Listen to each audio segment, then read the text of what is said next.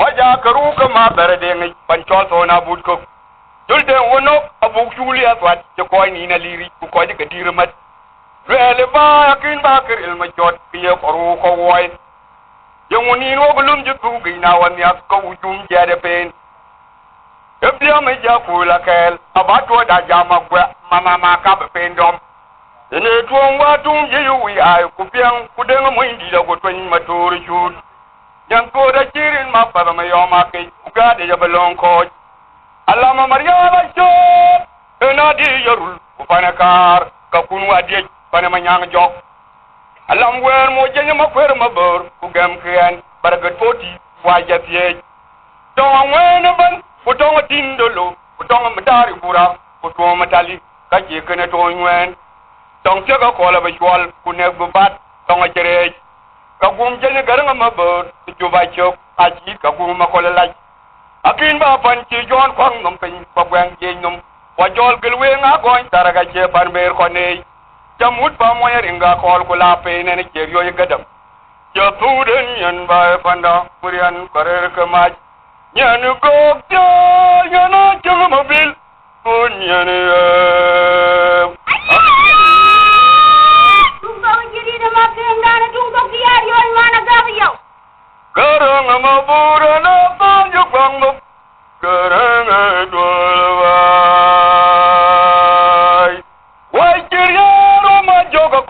ma yomdi akol jajane wo kajmali wo kale ni no kabi ke ma yel na wen lo ma yana joti amwe kelwel ma yan ma jok ka ma yomdi twen te ma yan ti amwe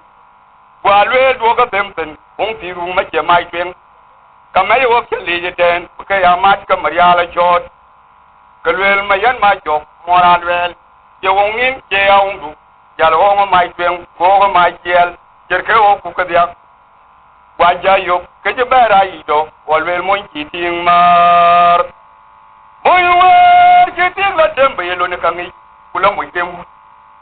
kayi janga bi payat ka kayrom walle mo ja kay tingam ka jal mi ka yo mi te wale ko wud wona ting mana jon makan ko man do jol dam ko wale ko wud wona ting jol mi nam nim ko jonga dian jol ko loindel jok buni chul kwe na wana loin kadel kajala wut kumande long mar kwe de rot kumar mi kwe de ne rot mi ba ji chama er ki wong ni jok mande ti na wana chama de ne ge ko ko kien bi ka ati ko ko yole fen ko ko baru bo makai kunyu jo galyaw ko ba dom ko ye kere la mayo na jawunde ngotem ko jasi kede yin makani kan jiboni bolwel o wa bom mtyogo wa bolwel na baka mtyok janga chakayi o jam dom ko je kana kiri amayo ko maden te bana mar ko rawan ko ti je mor mar ko madia ko jam ye na chadi na bi raga dia nya tengare baka ken je mar ka yen ka ga kai de ko jam te yin makan ka ga kin kan de pada dom ko yin ma bien po ko yin rana kan de jol dom ko ti nga chapi go dom ko lwel ke madane ne chako kum makanikin go jam na mod won dotyo go dom ko lwel madane ke bana mar ko rawan go ti ke mor mar ko mandia go dom ko lwel madan ka jamar ke ga ko ti bu mo nyom ko ti wali ke ko tong pin ko ji ko ma chol ko ma er ko ngeda di anya fiam go jam mo chatu nga dong ri ro o jolwen kari ye ton ke nami du da la ye le riba wu ko koy wutya la gaay ke yara ri mo ko ga jey du o jo de koy wut kan ti ro da mora mer bu kan tie o ja ko ku jo wer wut kan pin jo ti yemu e jam we ka do ka ti jal kam ya ke ba tie ko koy wutya jam kan ba da makani ka jam la do ka pem sen makanya je jam yi jal ka dom ko yena man diena fo ko ne ran kan de ko dom ko ja jol ko ka jam man de jari ke ga ban tum dana wan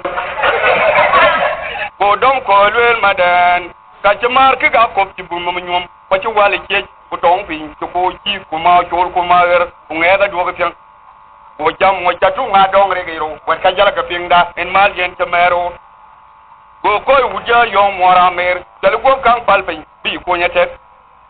doro no nga jam be kaleng be ku ba lor yubi na be te dai pin ko na be en dai ben kalwel ke idun do kan garando jam wa ka ga che kene belew kalut ga bu do mori ba to lo munyal na be ti dai pin ko na be en dai ben kalwel ke idun do kan garando nga jam wa ka ga che kene belew ka of ga der yi pa mo munyal na be te dai pin ko na be en dai ben kalwel ke idun do kan garando nga jam wa ka ga che kene belew aka nyi ti ga chol dan jara ger ku bi yaw diara pin ke na ko wore bolwel ke idun do kan jol budi ko ara ba ti gwara jel ka ga dian borin ku peti gi ku kim tok tin ma ja dong mar ka mal kun kun yo do jom ko ding ana ne jam malo ya atol lu me yom di ago bi gan vin karo yot agol ne me yam chore ko fo bi gan vin karo yot hello apina tol ni mar chi de dim kan di wong mar pin long fa na ku ma to wali mo di pon na ku wong mar pin ma ko pa che ma nyom nyop ma nyom ba yom me ma nya ni ge che tun ma yom di da Aya tiro. ong me tun ma yom di tun pa na ku ma ga ya lu du de ba ge ara ga bi ko no lo ma ya wa jot ena ko na bi ko no Koja kenefi, koja jam, alwel, yejut, kayeduk. Agana job yari pap, yari monchi nyum chak. Jalu du bagi, araga bisi kanok. Lama mayama jot, ena kwana bisi kanok. Koja kenefi, koja jam, alwel, yejut, kayeduk.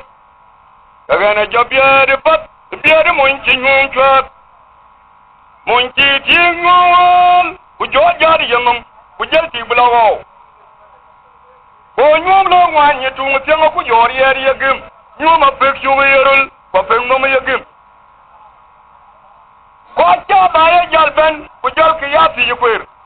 ka jog biar pap tajin tong mena du nyuma pekyu yerul ko pengmo yagim Wong beri kedayen ko chen tong chen wong dop nyuma pek yuirul ko peng mama yagim rana wong a jaring ko jolati na yin mon tin wong gen jiriten kayol biere pat tin tong mena du nyuma pek yuirul ko peng mama yagim awale mawyar ko chen janyang lwet joga tuwa ya kwa wakin ba wanga kwaj en pin nyuma chilwel